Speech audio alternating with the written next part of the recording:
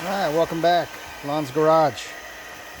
So what I'm doing right now is my hack for getting this pinion bearing on this pinion without a press.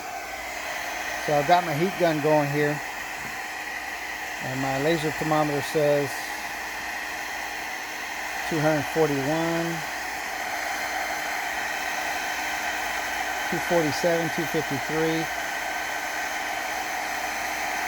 270, 256. So it's hot enough to try to slide it on here without having to press it on. So let's give it a try.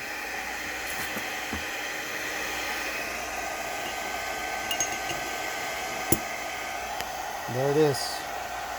Slid right on there. So that's how you put a pinion bearing on without a press. I already measured the backlash. I got my shims in there, and she's good to go. Once this guy cools off, I'm sure it'll lock in. Yeah, it's already getting hard, so it's already stuck on there. So that's how you put a pinion bearing on without a press.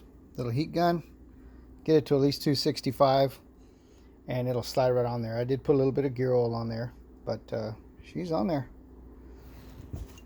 All right, next is putting this differential together finally. So stay tuned, more to come.